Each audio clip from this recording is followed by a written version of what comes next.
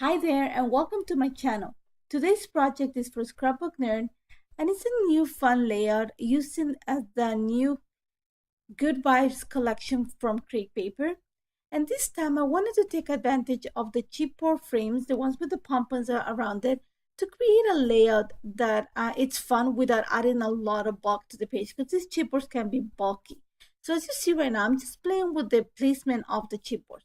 Once I'm happy with them, I'm actually going to use a Sharpie and a pair of kitchen shears just because I want to create the illusion as they intersect each other without adding the bulk. So all I'm doing is marking where they intersect and I'm just using the kitchen shears to create the cut. I'll suggest you use the kitchen shears because they're stronger, so it only takes one snip and it actually gives you a clean cut. Otherwise, if you use regular scissors, because it has a little piece of wood in between, it might be a little bit hard and damage your scissors. And that's about it.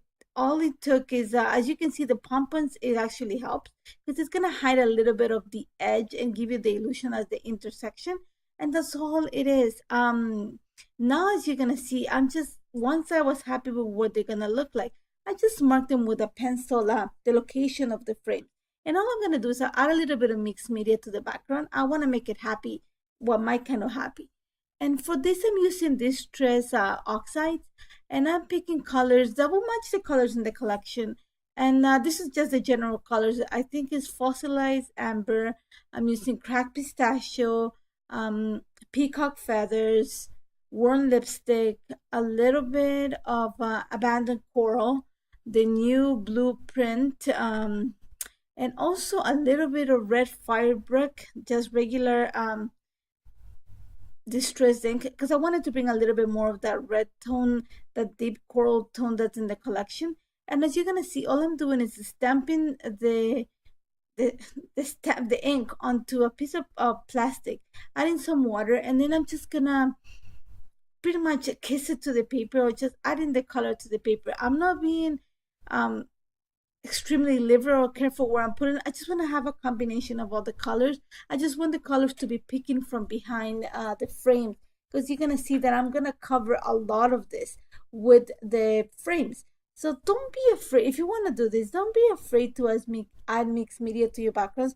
Just be very careful where you add it. Like you don't want to have a lot, so start a little bit and then grow from it. And as you're gonna see, all I'm doing is once I splatter the ink, once I put the ink down, I'm adding some splatters of the same color because I just wanna, like I said, I just wanna bring a little bit more fun and bring some color to the background. I could have left it white, but I wanted to bring a little bit of color, even though once you see the final project, a lot of what you see and put on the paper is gonna be hidden. So, and then once I was happy with everything, I put it aside to dry. Now we're gonna go up into actually working the frames, actually filling the frames. And the first thing I'm doing is I'm gluing the picture of my goddaughter, or sorry, our goddaughter, to the teal or mint pumpkin frame because she's wearing the same color tutu. So I knew that was gonna, be the center of the page. And as you see right now, I'm just once you have the background and you see once I put the frames that a lot of what the mixed media that was put at the back gets covered. Now, I did not want to leave the frames like empty in the middle, so I chose to use a few pieces of papers from the collection just to add some interest to the page. I'm just using the cut apart piece or the sheet, so to say, the paper sheet, just to add one of some pink to the bottom frame to keep the same color, the salmon. And I chose to use one of the 6x6 papers to add the yellow stripe to the top fuchsia pom-pom frame. I wanted a contrast for this particular page because I'm gonna add a few more not interest, but a few more pieces to this chipboard. Once I have the frame of, like I said, the background of this completely done, I'm gonna start decorating. And it actually this layout took literally 50 minutes to get ready. It took less than 50 minutes. It took that long because I wanted to make sure the paint dried completely. And as you see, I just fussy cut some of the flowers from one of the papers and I'm just adding them in a little cluster at the top corner of the frame. And then since they had the same flowers in the chipboard stickers, I'm using them just to bring a little bit more attention and to continue the theme onto the picture of my goddaughter. And after that, I'm just adding a few more details from the chipboard stickers and also from the cardstock cardstock sticker, sorry. I like that bird, and I think it's actually the same color of the frame. And since I'm putting a lot of emphasis on the top, I want to go a little bit more muted at the bottom because I also have that sentiment inside the frame.